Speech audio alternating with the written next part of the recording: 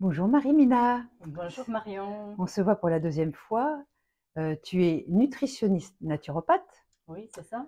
finlandaise Finlandaise, oui. et c'est important de vous dire qu'elle est finlandaise parce que c'est en Finlande que l'on peut faire notre étude de notre génome. En France, on ne peut pas le faire. Mais Marie-Mina s'est spécialisée en épigénétique et en médecine qu'on appelle fonctionnelle et nutritionnelle, c'est-à-dire finalement c'est la micronutrition en plus. Et elle vous étudie non seulement quelle est l'influence de votre génome dans votre vie et quel mode de vie vous pouvez adopter pour justement ne pas être malade et rester en bonne santé. Alors Marie-Mina, aujourd'hui, ce que j'aimerais qu'on aborde, c'est cette fameuse résistance à l'insuline. Je crois que c'est Ouais. ton baba. Hein. C'est un petit peu, oui, oui. Je suis spécialiste en épigénétique, ça c'est vraiment mon bébé. Mais maintenant, c'est ce que Alors pourquoi la résistance à l'insuline? C'est quoi ça, la résistance à c'est la l'insuline? résistance à l'insuline. C'est un phénomène où nos cellules deviennent résistantes à l'effet de l'insuline. Donc en fait, euh, c'est le moment où, quand on mange, on a la glucose Quand on mange, c'est-à-dire que ça, quand on les mange aliments vont nous les donner du aliments, oui, et glucose. surtout les aliments qui contiennent des glucides, donc les sucres, pas seulement le sucre blanc, mais les glucides, le pain, les céréales et tout ça, ça nous donne notre corps, ça nous donne le glucose et le fructose qui donnent l'énergie pour le corps. Mais pour que le glucose puisse entrer dans les cellules, on a besoin de l'insuline. Donc c'est l'insuline qui amène le glucose dans les cellules. Mais quand il y a un moment, quand on mange beaucoup des sources de glucides, donc il y a beaucoup de glucose, on a besoin beaucoup de l'insuline, donc les cellules deviennent résistantes. En fait, il y en a déjà beaucoup d'énergie, beaucoup de glucose dans les cellules, donc les cellules ferment leurs portes. Et même si l'insuline essaie de frapper la porte, les portes ne s'ouvrent pas. Et ça nous crée un phénomène qui s'appelle hyperinsulinémie. Donc, il y a trop de l'insuline dans la circulation sanguine. Et dans le même temps, on est résistant à l'insuline au niveau cellulaire. Donc, Faut dire pourquoi finalement l'insuline est tellement délivrée quand on mange des produits sucrés ou des farineux. C'est parce qu'on doit avoir un taux de sucre qui soit toujours le même dans le sang. D'accord. exactement. Ni Ouais, plus ni moins. exactement. En fait, l'hyperinsulinémie et la résistance à l'insuline, c'est un petit peu les deux phénomènes, les deux côtés d'une pièce. Ces deux phénomènes ne peuvent pas exister sans l'autre, ils sont toujours coexistants et ils sont présents bien avant l'hyperglycémie. En fait, l'hyperglycémie, ça veut dire qu'il y a trop de glucose dans la circulation sanguine, ça devient beaucoup plus tard, comme justement, comme tu as dit, le corps ou notre organisme essaye de réguler la glycémie le plus longtemps possible. Mmh. Alors donc qu'est-ce qui se passe? Quels sont les mécanismes qui fait qu'on devient résistant à Oh, cette fameuse insuline, qui est notre sauveur puisqu'elle nous distribue le sucre, ouais, le glucose dans nos cellules et dans notre cerveau? Parce que le cerveau, absolument. on le sait, c'est le plus gros consommateur de glucose Oui, et les muscles. et des muscles. Ouais, Et ce qui nous fait être vivants finalement. exactement. Ouais, ouais. Pourquoi est-ce qu'on deviendrait résistant? Ouais, en fait, il y a plusieurs raisons. L'insuline, comme tu as dit, c'est pas quelque chose qui est néfaste, c'est primordial, c'est très important. C'est un hormone qui est très important pour le corps, pour plusieurs raisons. Et le plus important, c'est cette régulation de la production d'énergie. Mais en fait, il y a plusieurs raisons euh, pour qu'on puisse devenir résistant. Mais la plus importante, c'est l'alimentation. C'est que maintenant, on mange trop, on a trop de glucose à disponibilité par rapport à la dépense énergétique. Donc en fait, c'est pas la même chose qu'on parle on parle de calories in, calories out. Donc c'est pas toutes les calories ne sont pas la même valeur, mais le problème c'est qu'on a beaucoup trop des sources de glucides dans notre alimentation par rapport aux autres macronutriments et on ne dépense pas assez. Et finalement, dans notre histoire, notre génome, il n'a pas changé. Au niveau C'est vrai, génétique, ouais. qu'est-ce que tu en penses? Est-ce que notre génome a changé par rapport Non, justement à non, ça? et Comment ça marche? Comment ça marchait oui, à l'époque?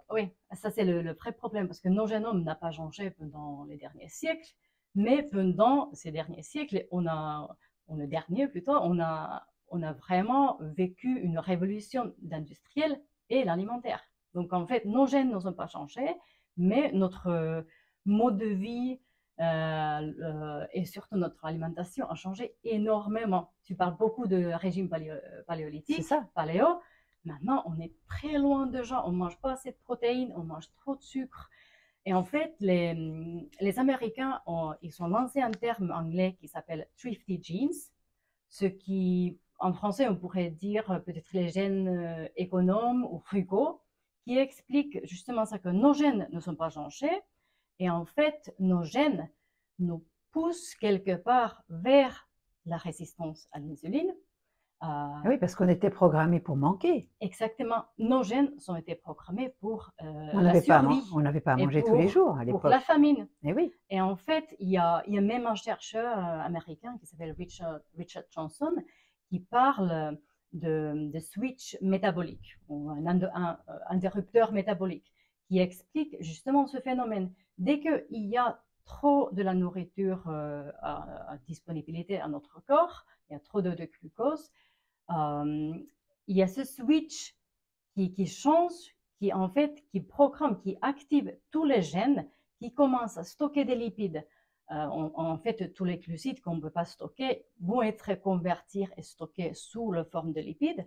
Oui, parce qu'il faut dire que l'insuline est une hormone à la fois de distribution, mais de stockage. Exactement. Voilà. Dès qu'on a trop de l'insuline dans la circulation sanguine, on commence à stocker des lipides, ça va en fait bloquer, c'est ce qu'on appelle la bêta-oxydation, donc c'est l'utilisation des lipides comme une source d'énergie. Donc les mitochondries commencent à préférer des glucides, mais bien évidemment, si on est résistant à l'insuline plus longtemps, chroniquement, on a les taux élevés de l'insuline chroniquement, il y a un moment que les cellules n'ont plus assez de glucides. Est-ce que tu peux rappeler le rôle des mitochondries et qu'est-ce que c'est? Ah oui, les Parce mitochondries. qu'il y a des gens qui ne savent oui, pas forcément. absolument.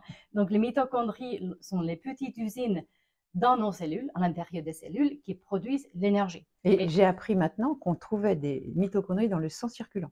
Ouais, C'est tout nouveau. oui, apparemment, oui, parce qu'on pensait qu'il n'y en a pas, mais il y en a. Mm. Et on en a beaucoup dans le cœur, dans les muscles, parce que et en fait, c'est pour ça qu'on a besoin de bouger le corps, faire le sport.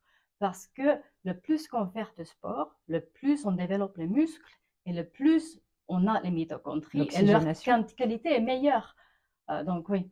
L'oxygénation, parce qu'on oublie que l'oxygène, toutes nos cellules ont besoin d'oxygène. Exactement. On mange et on respire et Ouais. on fait des exercices pour Ouais. cet apport en oxygène aussi. Et c'est ce qu'on oublie souvent, c'est qu'en fait, les mitochondries utilisent tout ce glucose et aussi les acides gras pour produire l'énergie. Donc en fait, si on n'a pas assez de glucose au niveau cellulaire et dans les mitochondries, on n'arrive pas à produire l'énergie à partir de glucose. Et quand on a cette fameuse résistance à l'insuline, on ne peut pas tellement bien utiliser des lipides comme une source d'énergie. Donc on est bloqué. Et c'est pour ça que la fatigue est une des premières causes, ou les symptômes, pas causes, mais symptômes de la résistance à l'insuline. Et alors, il y a à l'époque, on donnait du fructose aux diabétiques parce qu'on s'était aperçu que ça ne faisait pas monter le taux de glucose dans le sang. Est-ce que tu peux nous en parler aujourd'hui? Oui, ça c'est hallucinant. C'est incroyable. Il faut que je te dise, hier, j'étais dans la pharmacie pour acheter la vitamine C pour ma fille. J'étais complètement tout bête. J'ai acheté, j'ai rentré, j'ai regardé la liste des ingrédients. Qu'est-ce qui était le premier? Fructose. C'est n'importe quoi. Donc, en fait, fructose. On a pensé que c'est... parce qu'à l'époque, et assez souvent, toujours maintenant, on regarde que le taux de la glycémie à jeun quand on veut savoir si quelqu'un est prédiabétique ou diabétique. Et fructose, ça ne va pas augmenter la glycémie et ni l'insulinémie tout de suite, parce que le fructose peut être métabolisé indépendamment de l'insuline. Donc ça ne va pas augmenter l'insuline. Donc on s'est dit, c'est génial, super, ça nous donne l'énergie, parce que le fructose peut être et va être utilisé comme une source d'énergie. Mais le problème, c'est que tout d'abord, le fructose passe directement au foie. Et quand le fructose va être métabolisé, il utilise beaucoup d'énergie, donc sous la forme de ATP, donc beaucoup d'énergie. Et quand il utilise cette énergie pour produire l'énergie lui-même, il y a une métabolite secondaire qui va être produit, qui est l'acide urique. L'acide urique, pardon. L'acide urique, oui. Ouais. L'acide urique, on connaît peut-être, parce que c'était très lié à la goutte à l'époque. Oui. Et maintenant, on connaît que l'acide urique, en fait, c'est un très bon marqueur du stress oxydatif au niveau cellulaire et même dans les mitochondries, parce que l'acide urique crée les pro-oxydants, donc le stress oxydatif dans les mitochondries. Et quand il y a beaucoup de pro-oxydants dans les mitochondries, ils n'arrivent plus à produire l'énergie. C'est un petit peu comme un moteur qui fume, mais qui n'arrive pas à marcher. Donc, et ce fructose, je crois, peut provoquer le syndrome du foie gras. Oui, en fait, aux États-Unis, il y a quelques années déjà, ils ont commencé à penser que mais pourquoi les enfants, à partir de 5 ans, 10 ans, créent la stéatose hépatique. Ils ne boivent pas d'alcool, parce qu'avant, on pensait que c'est à cause de l'alcool. Et ils ont réalisé que c'est ce fructose qui passe directement au foie, qui ne donne pas les symptômes comme la glycémie élevée ou l'insulinémie élevée, qui passe au fructose. Et il y a plusieurs mécanismes un petit peu complexes qui, en fait, changent le fonctionnement optimal du foie et surtout la façon qu'il peut traiter des lipides qui crée la stéatose du foie. Et maintenant, les études montrent qu'en fait, c'est le fructose, pas tellement le glucose, qui crée la résistance à l'insuline. Et quand il y a beaucoup de fructose et glucose, en fait, il y a les deux effets qui jouent le rôle, qu'on a la résistance à l'insuline. Donc, le fructose, on le trouve dans les boissons sucrées, oui, mais aussi dans les fruits. Oui, et ce qui est assez récent, ils ont trouvé que le glucose peut être converti en fructose. Et c'est surtout si on consomme beaucoup d'alcool ou du sel industriel. Donc, c'est compliqué, mais le glucose peut être... Mais toutes les boissons sucrées devraient être délivrées sur ordonnance. Oui. Ça devrait être interdit en vente libre, on est d'accord. Oui, absolument. Qu'elles soient gazeuses ou pas. Et les fruits, je pense qu'un fruit, on peut boire du citron pressé, mais les fruits, il faut regarder des fruits index glycémique moyen ou bas, en quantité modérée. Donc, il y a toutes les baies qui sont intéressantes. Oui, il y a beaucoup plus de fibres dans les baies. Et surtout quand on mange les fruits, par exemple, comme une pomme, qui peut être très très bon, on n'épluche pas la pomme, on mange la peau, parce que dans la peau, il y a beaucoup de fibres. Oui, mais dans la peau, tu as les pesticides. Et je crois, d'après les études que vous avez faites, que les glyphosates, tout ça, ça stresse l'organisme. Quel est le mécanisme? Quel est le mécanisme des pesticides et tout ça sur les... Les mécanismes sont complexes. Sur la résistance à l'insuline. Oui, on ne connaît pas vraiment encore, mais ça fatigue le foie. Ça fatigue le foie et en plus, quand on a cette résistance à l'insuline, comme on a parlé, on commence à stocker des lipides. Donc en fait, c'est ce qui se passe dans les cellules adipeuses. C'est pas la quantité des cellules adipeuses qui va être multipliée, mais c'est leur taille. Et maintenant, les études montrent que le plus grand la taille des cellules adipeuses, les cellules commencent à fuir. Donc, en fait, à fuir un petit peu. Il y a les lipides qui commencent à fuir des membranes cellulaires. Et c'est ça qui cause l'inflammation. Ça va dans les tissus, entre les cellules. Et c'est ça, en fait, qui déclenche, bien évidemment. Une réaction inflammatoire. Oui, exactement. Et les macrophages, commence à devenir, je ne sais pas comment on dit en français, foam cells, qui créent l'athérosclérose. C'est pour ça que, en fait, un autre sujet, mais maintenant, toutes les maladies cardiovasculaires sont très les plaques d'athérome, tout ça. Oui, liées. Et en fait, déjà, la tension artérielle, c'est montré que la cause, c'est la résistance à l'insuline. Et la bière et tout ça, ça fait pareil que les boissons sucrées. Oui. Et comme on a dit, le fructose, c'est partout. C'est surtout les messieurs qui boivent des bières, qui aiment bien boire une bière après le... Et regardez, il faut vraiment, je pense que ça devrait commencer à l'école primaire, qu'on commence à lire la liste des ingrédients. Hier, j'étais en train de faire les courses avec mon beau-frère et on a trouvé le sucre partout. Partout, même dans les cornichons. Moi, je cherchais des cornichons sans sucre. On regardait les pestos. Tous les pestos, il y a du sucre. Dans beaucoup de moutarde, il y a du sucre, des éléments où il ne devrait pas y en avoir. Donc, regardez les étiquettes, même chez les bio, parce que même chez les bio, j'ai essayé de trouver des cornichons. Un cornichon, normalement, c'est une saumure, c'est une lactofermentation, et il ne devrait pas y avoir de sucre. Eh bien, je peux vous dire qu'il y a beaucoup de marques où il y a du sucre. Les moutardes, il y a des moutardes sans sucre. D'ailleurs, je vais peut-être vous faire un tutoriel pour vous apprendre à faire vous-même la moutarde, puisqu'on en manque.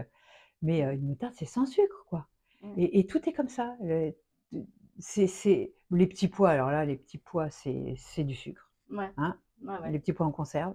ouais. Heu, voilà et le problème, c'est aussi l'alimentation des enfants où on en fait des futurs addicts au Ouais, sucre ouais, ouais. et des Et futurs c'est en obèses. fait, on dit que c'est un petit peu l'idée de l'industrie, parce que quand on met beaucoup de sucre et quand on devient résistant à l'insuline, on sent moins la satiété. C'était protecteur. L'insuline, la résistance à l'insuline était protecteur à l'époque quand on était chasseur ou chasseuse, parce que en fait, ça déclenche, c'est ce qu'on appelle fight or flight, de la Ouais, du réponse du combat, quoi. stress, oui, le Mmh. combat. Parce qu'en fait, quand on est résistant à l'insuline, pas chroniquement, mais un petit peu de temps, l'organisme régule les cellules où peuvent avoir le glucose. Et c'est le cerveau et les muscles qui vont le recevoir le plus, pour qu'on puisse penser clairement, pour qu'on puisse fuir ou Ou se combattre, battre. oui. Et il y a Donc, des périodes physiologiques, je crois, dans la vie où on est oui, naturellement oui, oui, résistant à l'insuline. c'est la grossesse Mmh. et l'adolescence. À l'adolescence aussi. Oui, parce que là, on est vraiment dans l'explosion de croissance. On devient femme ou homme. On a beaucoup des hormones qui commencent à être sécrétées. Mais On finalement, est, à l'époque, quand une femme avait ses règles, elle pouvait faire des petits ouais, et c'était peut-être justement pour cette quête d'aller copuler pour faire des petits ouais, qu'on nous donne plus d'activité et plus oui, donc l'insuline doit faire plus son travail d'aller chercher le partenaire pour faire des petits. oui, oui, C'est vrai absolument. à Et l'époque, on mais ça n'a voit pas le changé. changement quand on regarde surtout les filles entre 10 ans et 14 ans. On voit il y a un moment qu'elles deviennent pulpeuses. Il y a beaucoup plus de gras sous-cutané qui se développe. Et c'était pour nous protéger. Également, quand on est stressé, on a parlé, on devient la résistance à l'insuline parce que c'est aussi l'insuline qui, a, qui déclenche la sécrétion de l'adrénaline et cortisol et l'inverse.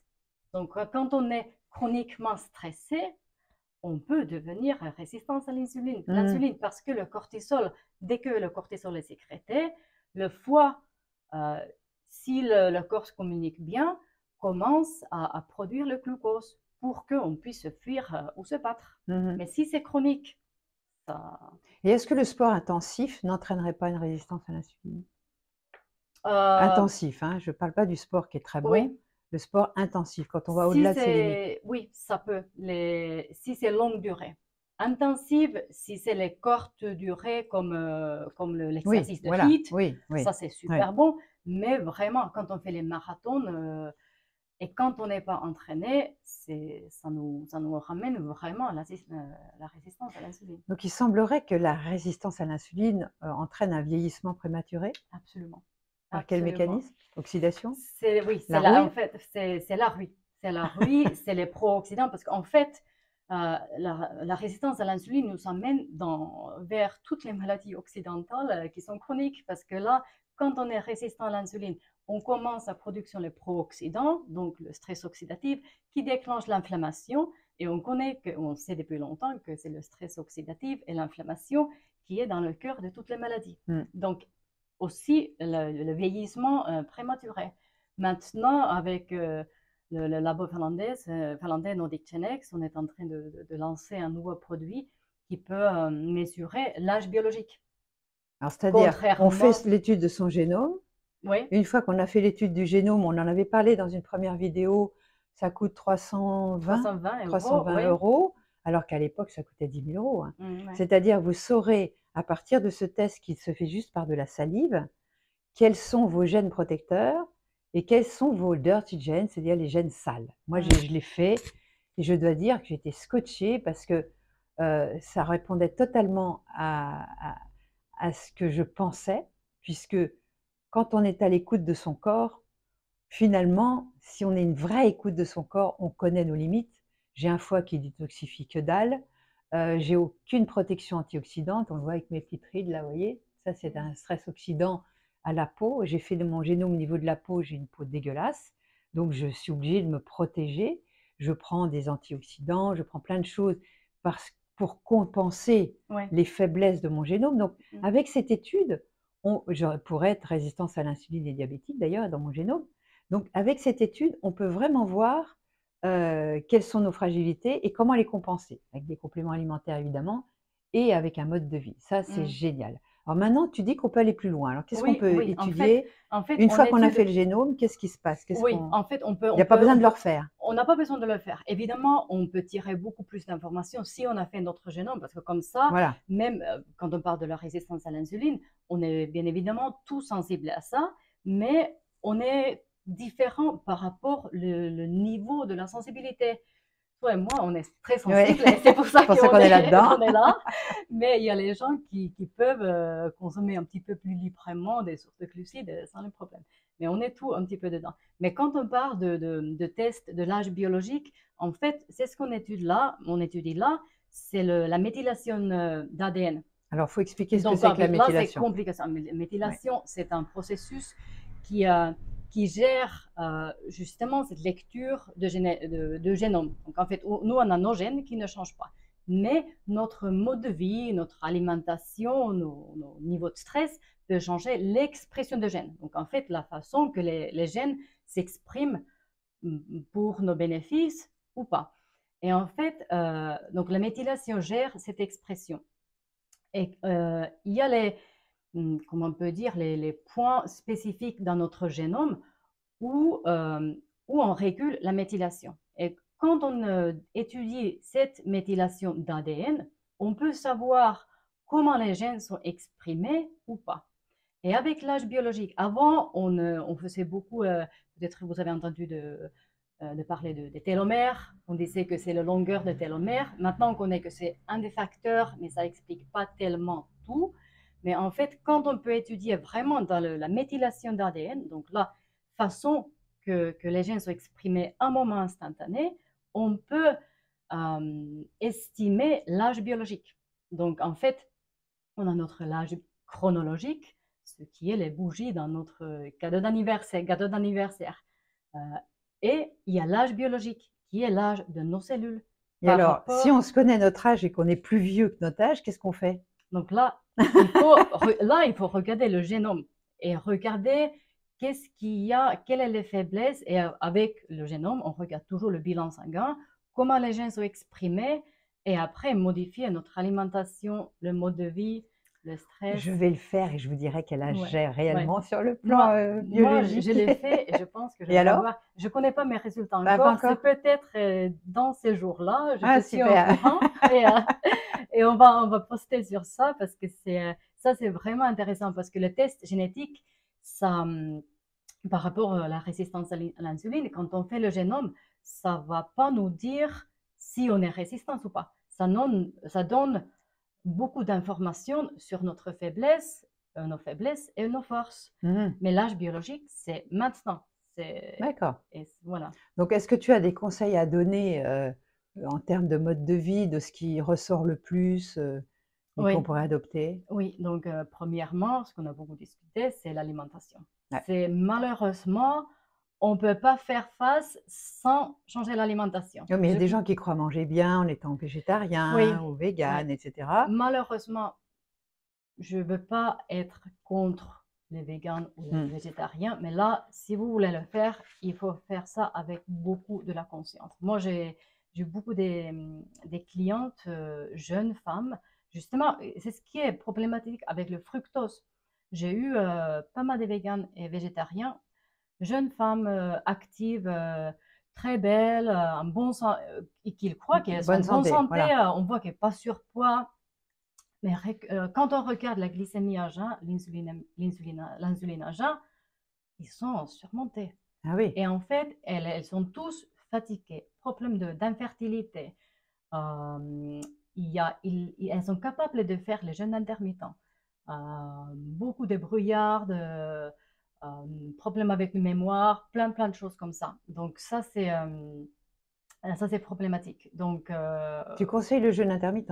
je conseille le jeûne intermittent, mais faites intelligemment. Voilà. Parce que Ouais. justement, ces jeunes femmes, et dès que, en fait, quand on n'est pas métaboliquement flexible, donc ce qui veut dire que les mitochondries, les usines qui produisent l'énergie, n'arrivent pas à utiliser des glucides, donc le glucose, et des lipides comme une source d'énergie. Donc en fait, on ne devrait pas être dans un mode que les mitochondries utilisent que des lipides ou que des glucoses, même si les régimes cétogènes essaient de dire qu'on peut utiliser que des lipides, mais ce n'est pas la façon optimale pour les mitochondries. On est un petit peu comme les voitures hybrides qui devraient pouvoir switcher. Mais quand on a résistance à l'insuline, donc les mitochondries n'arrivent pas à utiliser des lipides, et donc on n'a pas beaucoup de glucose qui sont stockés dans le foie et dans les muscles. Et à cause de ça, on n'arrive pas à faire les jeûnes intermittents. Donc quand on est résistante à l'insuline, quand on voit les taux de l'insuline très élevés, il faut faire très doucement. Commencer par 12 heures, donc le jeûne nocturne, et petit à petit avancer vers 14 heures, 16 heures. À partir de 17-18 heures, on déclenche les processus de l'autophagie, ce qu'on appelle le stress hormétique, ce qui est très bénéfique, mais il faut aller très très doucement. Donc ça permet quoi? Une réparation des tissus et une régulation de la glycémie, de l'insuline? Oui, le jeûne intermittent, le vrai bénéfice, c'est qu'on commence à utiliser les stockages de lipides. D'accord. Et Donc le glycogène du foie et des muscles, c'est ça? Exactement, Et exactement. ensuite, on attaque la graisse, quoi. Oui, exactement. On attaque la graisse, et c'est pour ça qu'il faut le faire systématiquement. Mais quand on fait le jeûne intermittent plus que 17-18 heures, là, on déclenche vraiment, c'est ce qu'on appelle l'autophagie. Donc le processus auto-guérissant, on commence, c'est très anti-inflammatoire, c'est très très bon pour le corps. Mais par rapport à l'alimentation, oui, c'est on ne mange pas assez de protéines. Pourtant, on dit attention, pas de viande, machin. Alors, Ouais. qu'est-ce qu'on fait? Moi, je ne suis pas contre la viande. On est d'accord, mais On est d'accord, oui. pas trop de viande rouge, on est d'accord. On est d'accord. Une fois par semaine, la viande rouge, ça suffit.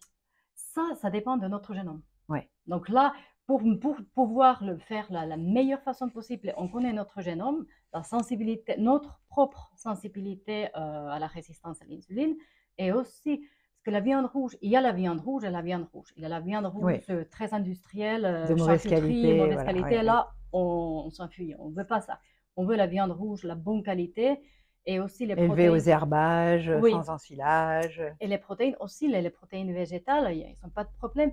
Il faut juste être sûr qu'on les digère bien. Et là, si on est Voilà, question de l'estomac, du pH, bon, ce sera une autre vidéo. Ça, c'est une autre, oui. Mais il y a plein. Mais en fait, souvent, on n'a pas assez de protéines, et c'est les protéines qui nous donnent la sensation de satiété. Il y a des œufs, le poisson, les coquillages. Oui. Les noix, noisettes, les graines, toutes les graines. Donc, il y a plein de choses, les lentilles, pois chiches. Mais il faut que notre microbiote puisse l'absorber. Il faut un petit peu tout mélanger, tout changer. Mais je crois que vous faites le génome du microbiote, non? L'étude génomique? Oui, non, on fait ça. On va voir notre produit aussi plus tard. Okay. Oui, et alors, est-ce que tu conseillerais des compléments alimentaires pour réguler d'abord les mitochondries pour qu'elles fonctionnent bien, et peut-être pour réguler cette histoire de résistance à l'insuline? Pour la résistance à l'insuline, pour baisser le taux de l'insuline, le meilleur, c'est la berbérine, l'acide alpha-lipoïque. Mais la berbérine, elle peut avoir une action antibactérienne, mais trop, c'est pas forcément très bon.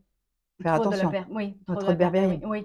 Les études ont montré que la berbérine, c'est assez intéressant, et l'alpha-lipoïque aussi. L'acide alpha-lipoïque, coenzyme Q10. Coenzyme Q10, c'est très très important, parce que c'est comme l'acide alpha-lipoïque, ces deux-là, c'est les antioxydants qui protègent au niveau de mitochondries, qui arrivent à entrer vraiment dans les mitochondries, donc qui aident les mitochondries dans la production d'énergie. L-carnitine est très efficace, parce que mais ça, il y en a dans la viande. On n'est pas obligé d'en prendre si on prend. Absolument, on n'est pas obligé, mais ça, je le dis toujours à tous ces végétariens et véganes, que L-carnitine, c'est primordial, parce que c'est un transporteur qui amène les acides gras, les lipides, dans les mitochondries. Après, les études ont montré que pour la résistance à l'insuline qui crée ce stress oxydatif dans les mitochondries, le meilleur antioxydant, c'est la vitamine C. Eh oui, j'allais en parler. La vitamine C qu'on a un petit peu oubliée. Mais attention aux vitamines C qui contiennent du sucre. Moi, je connais des marques où c'est vitamine C pure. Ah oui. J'en ai découvert une là, il y a 15 jours chez l'association Kousmine. Ah ouais. Donc si vous voulez, je vous donnerai des coordonnées, de vitamine C pure en poudre, Ouais. que vous pouvez rajouter comme ça. Et ils disent maintenant, justement, c'était ce chercheur, Dr. Johnson, qui a créé un livre qui s'appelle Nature Wants Us to Be Fat, qui parle de justement La ce nature switch. veut que vous soyez gros, c'est ça? Exactement, oui. Il parle de ce switch métabolique, disant qu'en fait, c'est pas notre faute, c'est nos gènes qui nous un petit peu fonctionnent contre nous quand on mange trop. Mais en fait, lui, il a dit que le taux ou en fait le dosage recommandé de la vitamine C, c'est 500 mg par jour. Minimum, oui. Mais pas, il a dit que quand on fait plus que 1 gramme, évidemment, quand on est malade, il faut augmenter pour un petit peu moment.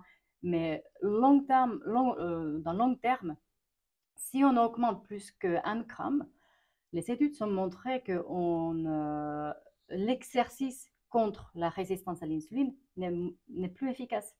Donc il Donc, faut en juste fait, 500 il milligrammes, a, ça il a, suffit? il a dit que dans mon livre, je propose 500 milligrammes parce qu'on sait que c'est safe. Si on a au-delà de 1 gramme long terme, on commence à avoir moins des effets bénéfices Et chez les de petits-enfants, on peut l'exercice. donner quoi à un enfant de 2 ans? Est-ce qu'on lui en donne ou pas? Oui, moi, je donne pour ma fille, oui, je donne peut-être pas dans une façon tous les jours, mais 5 jours par semaine, de temps en temps. Mais Évidemment, combien? je 200 donne milligrammes, 100? 200-300. Dès qu'il y a les petites signes de la rhume, c'est 500. Ah oui, Parfois même 1 gramme. Parce que d'accord. la vitamine C, c'est pas dangereux parce que ça peut nous donner un diarrhée, mais ça va être éliminé. C'est pas comme les vitamines lipidiques. Là, il D'accord. faut être beaucoup plus vigilante. Donc vous voyez qu'en vieillissant, non seulement on a besoin de protection antioxydante, de régler notre, résistance à l'insuline, et Dieu sait si les personnes âgées aiment les gâteaux, les sucreries, hein, Ouais, c'est ouais. vrai. Quand tu vas dans des organismes où, on appelle ça des EHPAD, je suis horrifiée Oui, de et les hôpitaux, l'alimentation qu'on oui, leur donne. oui, c'est que du sucre. Et C'est en que fait, du sucre, des pommes de terre, des pâtes, des ouais, gâteaux, ouais, ouais. Et là, ils mon disent il ne faut Dieu! pas manger la viande rouge. Et on sait, justement, les études montrent qu'après 60 ans, et dans n'importe quel âge, si on veut développer les muscles, on a besoin à peu près 1,5 g par kilogramme de protéines par jour.